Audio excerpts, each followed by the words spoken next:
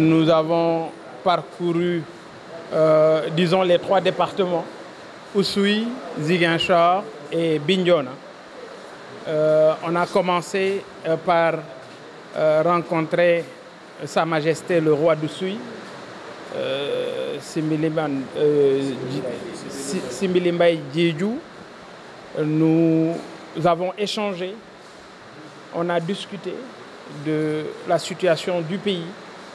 Nous lui avons demandé de prier davantage pour la stabilité au Sénégal parce que nous savons que le roi d'Oussouye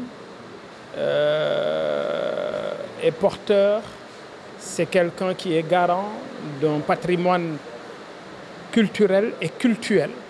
Donc, nous lui avons demandé de prier davantage pour la stabilité, en tout cas la paix dans le pays. Nous nous sommes rendus chez l'imam El Hadj François Bodian à Bignona. Nous connaissons la dimension spirituelle de l'homme.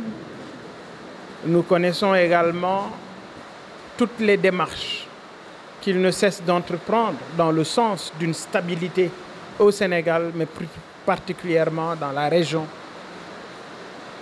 de Ziguinchor. Nous avons bénéficié d'une oreille attentive. Le Saint-Homme a également loué cette démarche que le mouvement citoyen Gëm Sa Bopp est en train de dérouler. Nous nous sommes rendus dans toutes les familles religieuses du pays et aujourd'hui, on a jugé nécessaire de venir dans la région de Ziguinchor. C'est ainsi qu'on s'est également rendu, toute la délégation, à la mairie de Bignona pour rencontrer le maire Bakary Diatta, qui a été très réceptif. Nous le remercions pour son hospitalité, mais surtout pour l'oreille attentive qu'il nous a prêtée. On en a profité pour présenter nos condoléances. N'oubliez pas qu'en 2021, lors des événements, en mars 2021, quand j'étais venu à Bignona, j'ai été accompagné par une délégation de PASTEF et c'était avec monsieur le maire Bakary Diatta. Donc, il l'a rappelé d'ailleurs dans son speech, nous sommes revenus aujourd'hui et c'était important pour nous de passer par lui parce que c'est l'édile de la ville, c'est le premier magistrat de la commune de Bignona. Nous sommes passés par lui pour présenter nos condoléances à toutes les familles éplorées de la commune de Bignona suite au décès enregistré en début juin dernier. À Ziguinchor, nous avons rencontré l'administrateur de l'église, Monseigneur Fulgence Kouli, avec qui nous avons échangé. Nous lui avons également parlé de la situation politique et de la tension notée depuis un certain temps au Sénégal.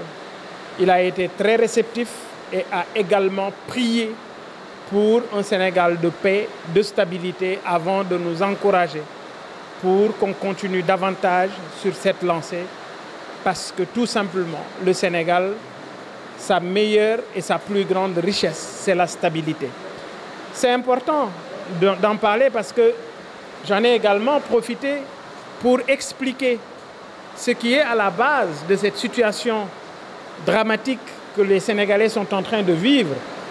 Et cela, c'est uniquement du fait de cette boulimie du pouvoir manifestée par l'actuel tenant du pouvoir, le président Macky Sall, qui aujourd'hui utilise la justice pour éliminer des candidats. Malheureusement, on s'est rendu compte que c'est une sorte de remake de l'histoire. On s'était battu pour les mêmes causes en 2011, mais hélas, en 2023, nous voilà encore en train de mener le même combat pour que les acquis démocratiques soient respectés que cette démocratie ne soit pas bafouée comme M. Macky Sall, le président de la République, est en train de le faire. C'est important de faire comprendre aux Sénégalais que la paix et la stabilité de ce pays reposent sur les épaules d'un seul homme. C'est le président de la République, en l'occurrence Macky Sall.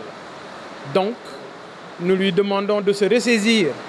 Nous lui demandons humblement de préserver notre pays de cette violence qu'il ne mérite pas.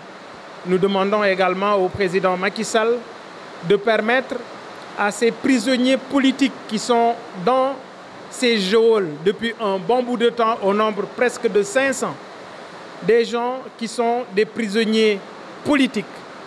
Nous demandons au président Macky Sall de leur permettre, avec l'approche de la Tabaski, Tabaski pour tous, oui, Tabaski pour tous, surtout ces Sénégalais épris de justice qui se battent pour la démocratie, qui sont aujourd'hui emprisonnés par Macky Sall et sa justice.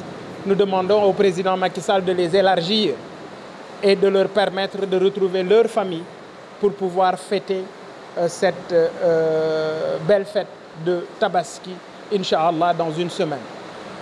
Permettez-moi également de lancer un cri de cœur par rapport à ce désarroi constaté suite à cette situation qu'est en train de vivre le président Ousmane Sonko. J'ai profité de ma tournée pour demander à toutes les familles religieuses visitées et cultuelles de prier pour le président Ousmane Sonko, pour cette injustice qu'il est en train de vivre, mais également que Dieu lui donne une carapace assez solide et qu'il soit assez fort pour faire face. Heureusement que le peuple est debout. Les Sénégalais se sont mobilisés comme un seul homme pour dire non à cette forfaiture du président Macky Sall. Donc, ce qui est clair, c'est que cette tournée est une excellente réussite au vu des contacts noués, mais surtout des prières engrangées par rapport à cette stabilité.